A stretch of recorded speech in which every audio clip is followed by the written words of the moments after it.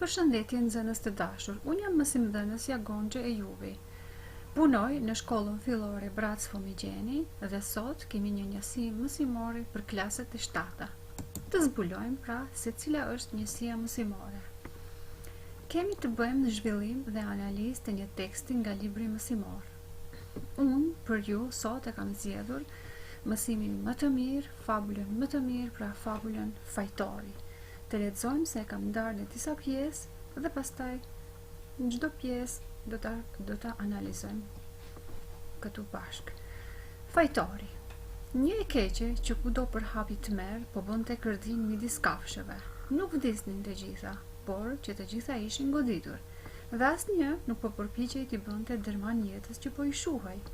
Asnjë ushqim nuk nxiste më oreksin e tyre. Tani as ujku as dhelpra nuk gjurmonin gjahun e pafajshëm, të gjithë i shmangeshin njëri tjetrit, nuk kish më dashuri, nuk kish më gëzim. Luani pra ç'bëri? Luani mblodhi në këshill dhe u tha: "Miqtë e mi të dashur, unë besoj se këtë fatkeqësinë e solli qielli për mëkatet që bëjmë.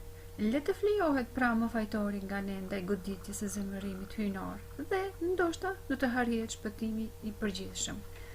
Pra të kjo pjesë bëhet fjalë pra për kafshët të cilët kishte goditur një e keqe dhe u mlodhën të gjithë në një këshill, Luani e dha një propozim që të gjithë fatkeqësi, të gjithë gjërat që i kanë bërë, të gjithë mëkatet që i kanë bërë, ata duhet t'i pranojnë.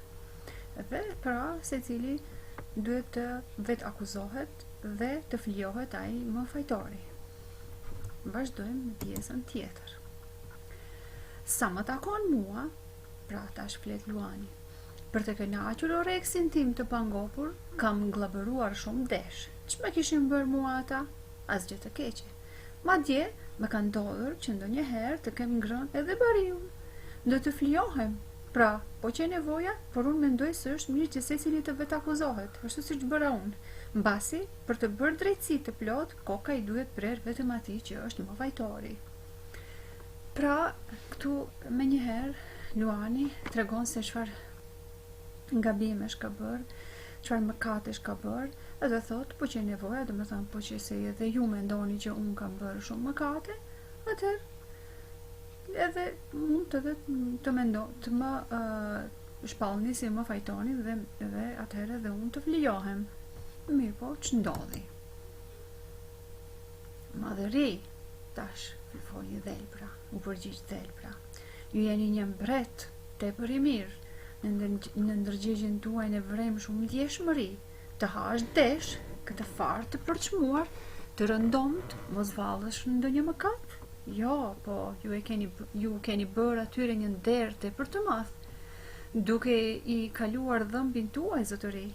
Përsa i takon bariut, duhet thënë se ai meriton gjithë të këqijat. Ai dhe të tjerët, pra për njerëz të tjerë ka fjalën, sillet ndaj kafshëve sikur të ishte perandori i tyre. Këto tha dhelpra dhe lajkatarët të gjithë pra duar trokitën. Pra këtu më njëherë shohim se reagimet e kafshëve të tjera. Pse reaguan ata kështu? Reaguan se me të vërtet Luani është më i fuqishmi dhe ata nuk mund të thoni se ti e Fajtori, po, ashtu si që dhe dhelpra që është një lajkatare, i tha që ti nuk e bërë kur gjë, ti ke hëngër deshet janë një fare për çmuar, ti ke hëngër edhe bariun, po edhe ata e meritojnë këtë sepse ata sillen ndaj kafshëve sikur të jenë perandor. Dhe gjithë pra këtu lajkatarët e tjerë pra që i bashkangjitën mendimit të dhelprës, duar trokitën. Vazhdojmë. Gjithë grabiqarët e tjerë, përfshirë këtu edhe qenë të thjesht trojtar, dolën gjunaqtar, erdhi radha gomarit e ai foli. Mua më kujtohet që kur po kaloja nëpër një livath, uria, rasti volitshëm, bari njom, besoj edhe ndonjë djallë që më shtynte, bën që të haja pak bar në atë livath. Dhe me qenë se duhet folur hapur, them se nuk kisha asnjë të drejtë. Menjëherë pas këtyre fjalëve ndaj gomarit, huan thirrjet, të kryqëzohet. Pra, ashtu siç edhe tham, të gjithë grabiqarët filluan që të ankoheshin dhe të tregonin mëkatet e tyre që kishin bërë. Mirë po erdhi radha edhe gomari i cili nuk kishte bërë asnjë faj I u duk se faji I ti ishte pra pse njëherë pa I kishte hëngër një bar në një livath, bar të njom, dhe me qenë se thot duhet folur hapur, thot unë nuk kisha të drejt, dhe gjithë pra kur e dëgjuan filluan që të bërtasin se ai është gjunahqari këtu, pra ai është mëkatari dhe ai duhet të kryqëzohet sepse ai është fajtori. Pse e bën ata këtë? Të hash barin e të tjerëve, të shkrimi shëmtuar. Asgjë përveç vdekjes nuk do të mund të shlyen të krimin e tij. Dhe ja treguan mirë vendin, sipas gjendjes, I fuqishëm apo I mjerë, vendimet e gjyqit do t'ju nxjerrin të bardh apo të zi. Pra të gjithë kafshët vendosën që gomarin ta flijojnë për shkak se ata menduan që ka bërë një krim të shëmtuar. Pse menduan ashtu? Sepse ai ishte më I dobti. Kjo është pra krejt kuptimi I këtij tekstit, do të thonë njerëzit e dobët vendimet e gjyqit I nxjerrin të bardhat apo të zi. Do thonë njerëzit e dobët janë ata që nuk e kanë gjyqin në duar, kurse gjyqin në duar e ka Aluani, prandaj edhe ai po të ishte fajtori, ata gjyqi nuk do ta nxjerrte të bardha apo të zi. Se çfarë kuptimi ka kjo, shumë thjesht dhe shumë mirë mund ta kuptojmë dhe mund të krahasojmë me jetën tonë të përditshme. Këtë tekst, pra kush e ka shkruar? Këtë tekst e ka shkruar La Fontaine. Ja këtu e kemi edhe foton e La Fontaine'it dhe të shohim se prej jetën dhe veprimtarinë e La Fontaine'it. Jean de La Fontaine. Pra kështu shkruhet në origjinal. Lindi më 8 korrik të vitit 1621 në Chateau Thierry, vdiq më 13 prill të vitit 1695 në Paris, pra. Ai ishte poeti kombëtar I Francës, njëri ndër krijuesit më prodhimtar në botë që shkroi pothuaj në gjithë gjinjet, por shkëlqeu veçanërisht me fabulat e mrekullueshme, të cilat e vunë në radhët e fabulistëve më të mëdhenj të botës. Ai ishte një shkrimtar dhe poet francez, autor I shumë fabulave të famshme me përmbajtje moraliste. Fabulat e tij ishin pra të mbushura me kafshë që flasin, por të pasura me qëndrime kritike dhe ironike ndaj pushtetit të asaj kohe. Në të njëjtën kohë, pra të karakterizuara nga një stil I hollë e I thjeshtë, konsiderohen pra si kryevepra të letërsisë franceze. Pra ashtu siç edhe tham, gjithë pra fabulat e tij ishin me qëndrime kritike dhe ironike ndaj pushtetit të atëhershëm, pra në këtë formë dhe atëherë bënin, po shumë I ngjajshëm është edhe me realitetin e kohës së sotshme, do të kisha thënë unë, për shkak se me të vërtet fabulat e tij janë të jashtëzakonshme dhe mund të jenë edhe si shembull edhe për ditën e sotshme. Por, megjithëse kishte një shpirt të pavarur, La Fontaine e kaloi pothuaj gjithë jetën e tij në mbrojtjen e fisnikëve të kohës. Vazhdojmë. Shënim. Në këtë fabull, nëpërmjet figurave të kafshëve, La Fontaine I godet tiranët, pra kë godet ai, pra I godet tiranët.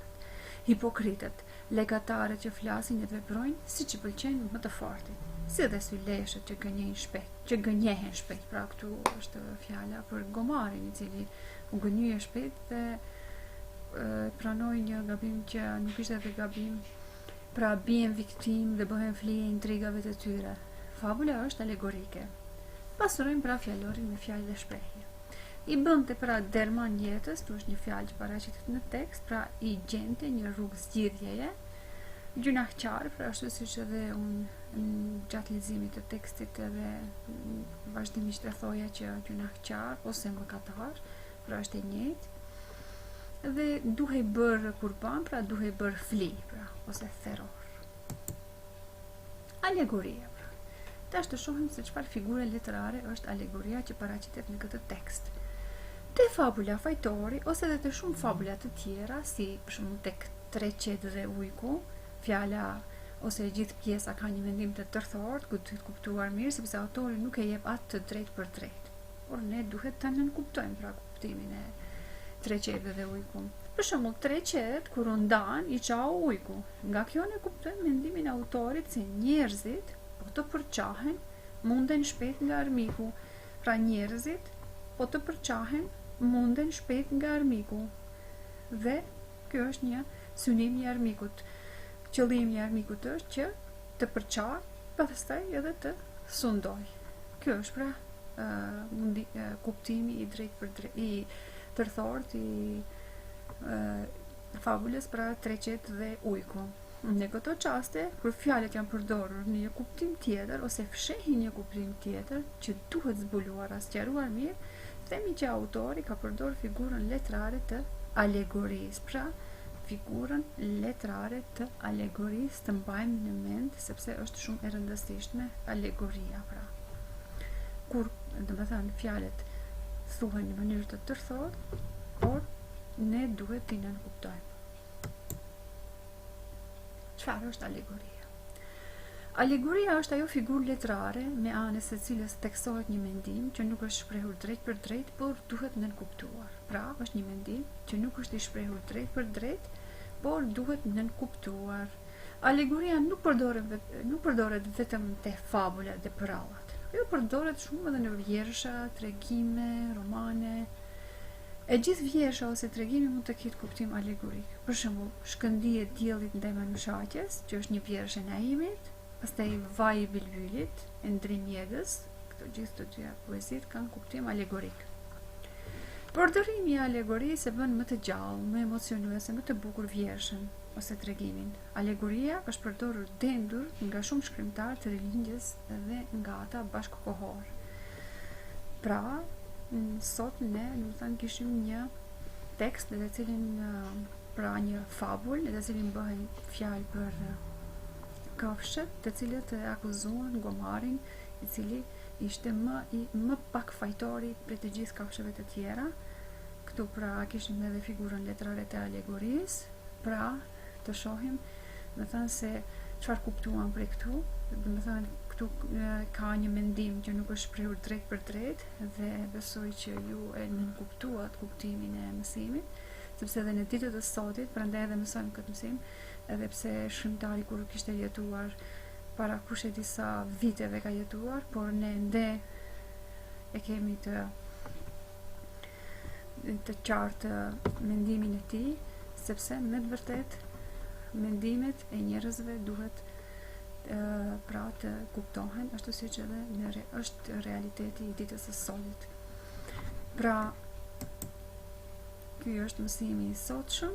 Ju faleminderit. Ditën e mirë.